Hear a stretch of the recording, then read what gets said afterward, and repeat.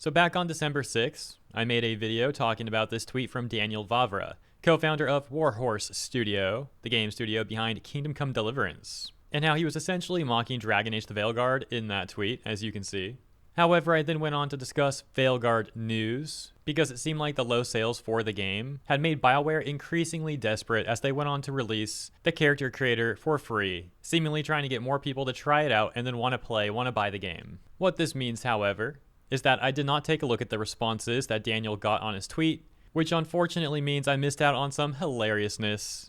The good news, however, is that I can correct that error in this video, and that's what we're going to do. Hopping over to Fandom Pulse with the headline, Dragon Age the Veilguard shills seethe after Warhorse Studios co-founder humiliated it with Kingdom Come Deliverance comparison. Going on to say, numerous Dragon Age the Veilguard shills were not happy about the comparison in the tweet that we mentioned. One wrote, quote, "There are a million reasons why you shouldn't post or even think this way. As a developer who knows what it's like to be in the trenches and who knows that in this industry anything can happen, you can and should be more mature than this." Daniel responding saying, "Thank you for your advice on how to think." Another user had wrote, "I could say a few things about Kingdom Come Deliverance, but I'm too polite. I will say stupid comparing yourself to a franchise that's on its 4th title release and still going this strong despite past failures. We'll see if Kingdom will make it there with the same numbers, but I suggest zip it until." And Daniel's like, past failures? Lol. Another tried to one-up Vavra by comparing Kingdom Come Deliverance to the 2012 release Euro Truck Simulator 2, bragging about your very mediocre medieval sim. Beating the other mediocre wannabe ARPG has got to be some hilarious form of delusion. Chill some basement dwellers like your terrible simulator. There's more people playing a truck simulator than your terrible medieval sim. Is it just me or does that tweet kind of like not make sense? Like what is that person talking about? Chill some basement dweller? Even if you like correct the typo and say dweller, that tweet still doesn't really make sense, does it? I mean, I get the point about his comparison. It's the rest of it that sounds weird. Daniel says, "Yeah, they're my friends. We had a beer not long ago. I wish them all the best." Despite Kingdom Come Deliverance having a higher all-time peak concurrent player count than Dragon Age the Veilguard, many resorted to claiming the reason why the player counts were so high is because Kingdom Come Deliverance was discounted.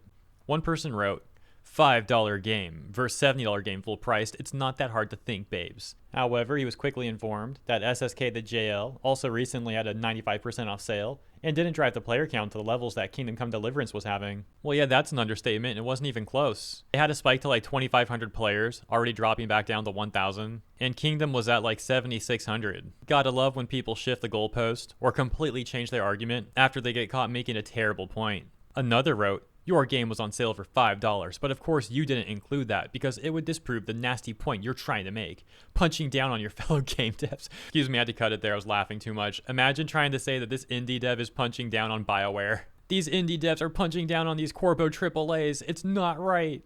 Grow up as a person. I'll be sure to never play a game of yours. As if this person was ever interested in playing a Kingdom game anyways. Still another wrote, "Dude, I was actually considering buying your game. But if this is how you're going to act towards other hardworking devs, I think I'm going to keep my money."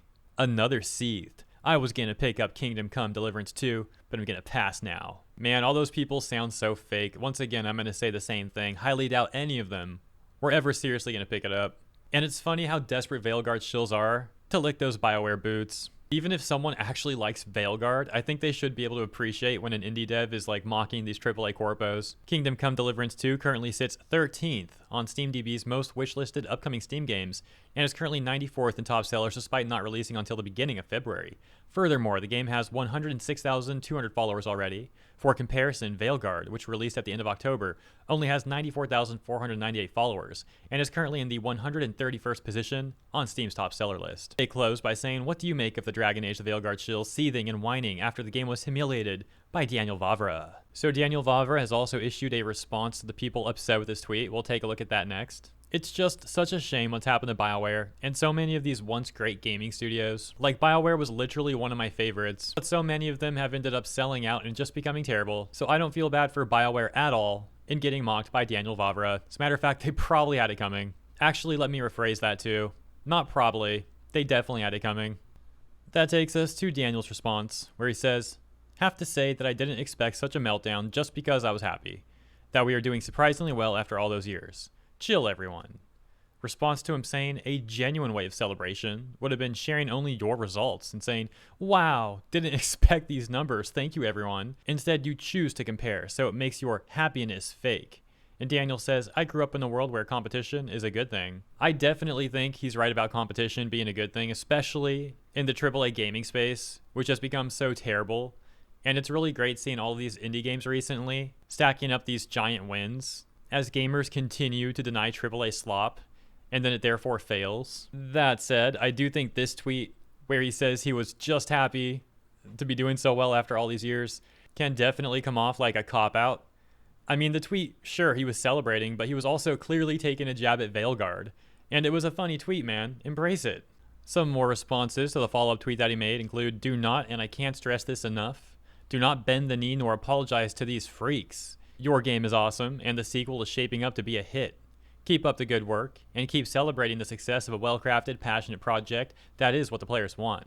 Thanks, Daniel Vavra. Now let's return to the response he got from this person who was upset with him, the one where they were talking about a genuine way of celebration and all that stuff, because we can see that they also made a response back to Daniel Vavra, where he said, I grew up in a world where competition is a good thing.